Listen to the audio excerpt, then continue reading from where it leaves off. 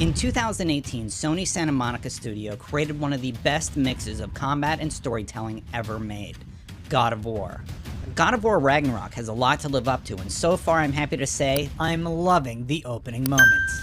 I've had the opportunity to play through the first 5 hours or so, and it has delivered an engaging, emotional story with portions of Kratos violently ripping things in half, sprinkled in between touching story beats.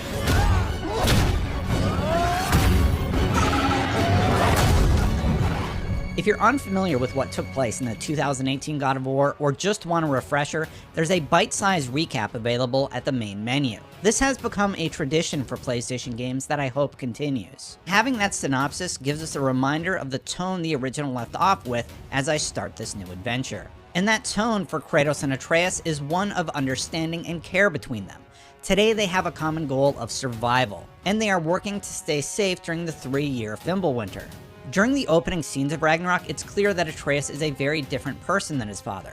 He takes more time to interact with animals they encounter, like the wolves who pull their sled, or an octopus that sends him off with a gift. He even chooses to approach a situation that his father clearly had other ideas about in his own way, as Kratos tries to advise him using his past experiences as a lesson. Atreus has matured a lot in Ragnarok, and you'll literally hear that maturation from the first time he speaks. The differences in personalities strike a wonderful balance between Atreus and Kratos. Atreus wants to explore and uncover the mysteries of the world, whereas Kratos seems content keeping his head down and, more importantly, keeping his son safe. He struggles to admit that maybe he could learn a thing or two from his son. Stop thinking like a father for a moment and start thinking like a general! No!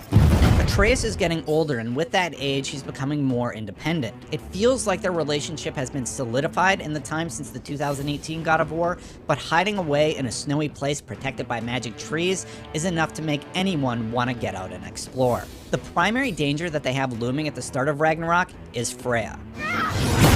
She's still mourning the death of Baldur and seems inconsolable, while also understandably furious about the death of her son. It becomes clear that the safe haven this father and son have built won't remain so for very much longer.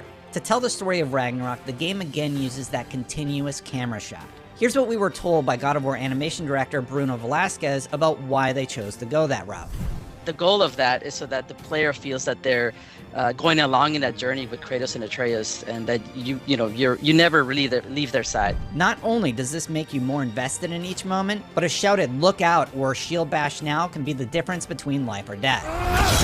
We try to approach God of War Ragnarok with the story never really ends. So you're always being told the story, even through combat, even through encounters, dialogue that happens between the characters outside of combat and the cinematics, like while you're exploring. So we just always think like, okay, the story should never really end. There shouldn't be a clear divide. So I think by having that approach, it helps us to sort of blend the two together and string them together. Kratos, Atreus, and Mimir do explore new areas like the warmer European climate found in the wetlands, and the pit mines as they search for Tyr. The wetlands are the first time Ragnarok really opens up and lets you look around. You're able to go directly to the next story beat, as clearly indicated by a large yellow icon beckoning you to continue, or get lost on various side tasks as indicated by bright blue icons across the map. There's collectibles to find, like the ravens that make a return, and there's also lore, apples, and legendary chests to open that will require some searching to plunder. Oh, and of course, plenty of pots to smash for a little extra hack silver. I admit I also smashed many of the pumpkins found in the wetlands, but mostly just because I like that squishy sound they make when they explode. Hey, you know what else makes a cool squishy sound? An enemy as I dismember it in battle.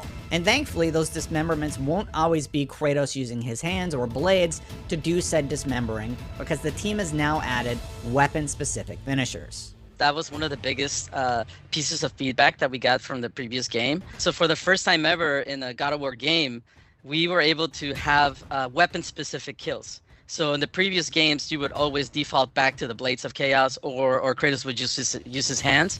But this time around, if you have the axe equipped or you have the blades equipped, you're going to get a different kill. Playing through on Give Me God of War is not for the faint of heart. Any mistake was met with a massive chunk of health evaporating, or a meeting from my old friend the try again screen. However, it also forces you to take your time, consider how every encounter unfolds, what armor you select, and what shield will work best when perfecting your parries. Getting through an island unscathed is exhilarating. If you're going to jump in on this difficulty like I did, Bruno has a few tips to share. As you can see in God of War Ragnarok, now we have a lot more of a traversal and mobility that can be used in combat as well, so that you can grapple up to ledges and pull yourself up, which adds more verticality to the combat.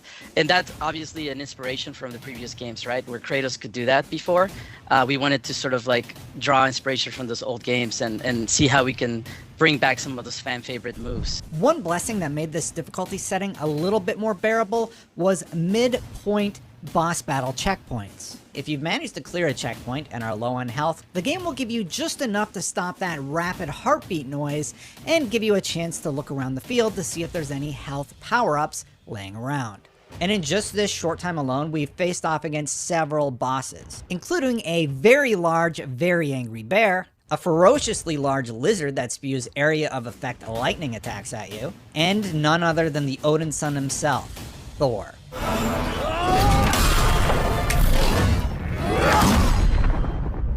The Thor fight was amazing. From his bravado throughout the entire encounter to the way he taunts Kratos, the fight was a highlight and did not disappoint. To keep it somewhat spoiler-free by focusing on the attacks, I'll say it wasn't too tough to get by, that the moves with the hammer were a lot of fun to dodge, and the thunderous slaps were a lot of fun to parry, and then follow up with a slap to Thor's noggin. Every fight presents its own unique challenge. But my reward is figuring out how to get my timing right and figuring out how to conquer each boss's unique moveset. And part of that planning includes picking the best skills to unlock along the way. And one thing I love to see is the option to disable skills if they're messing up your timing when you're doing combos. Pro tip, do not sleep on leveling up Atreus. His sonic arrows are legendary as they'll stop enemies dead in their tracks or prevent them from powering up to the next difficulty tier. This time, we also wanted to expand his repertoire and to show him that he's more of a seasoned fighter now, that he's been training with Kratos for like 3 years during Fimbulwinter. So we actually added a lot of melee moves for him as well, so that when you're near the enemy, doesn't feel like he's just only relying on his arrows. So then we have a lot of cool melee moves. He still jumps on the enemies and holds them like in 2018. And there's options there where like we allow Kratos to even command him a little bit more than he did in 2018. So I think that, just the fact that he has both range and close-up melee, it allows us to sort of make it feel more natural that he's collaborating and helping Kratos during the fights. There are also different shields to choose that react much differently in combat and do a great job of lending to your playstyle.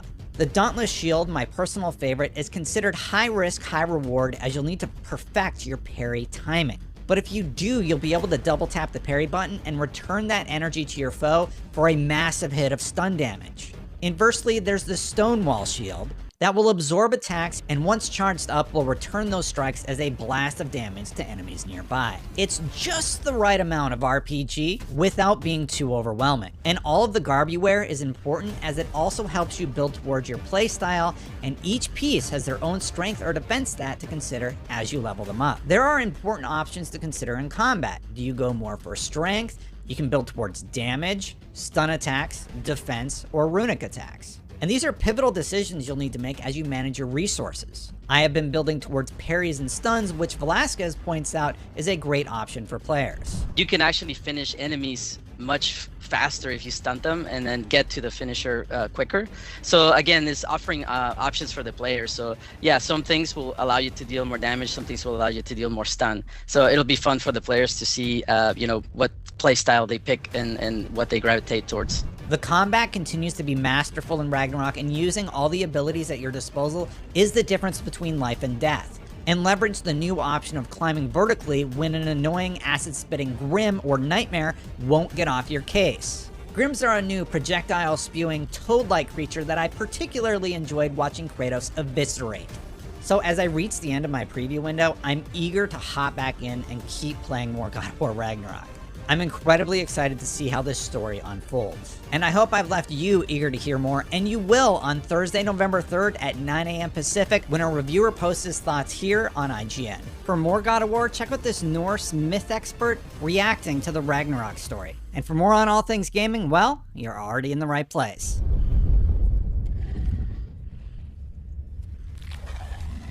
Fate only binds you if you let it.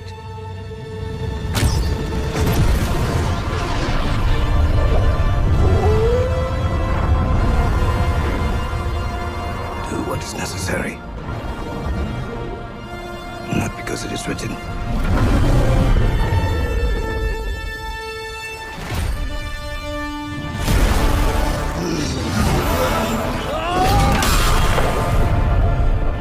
We will make our own destiny.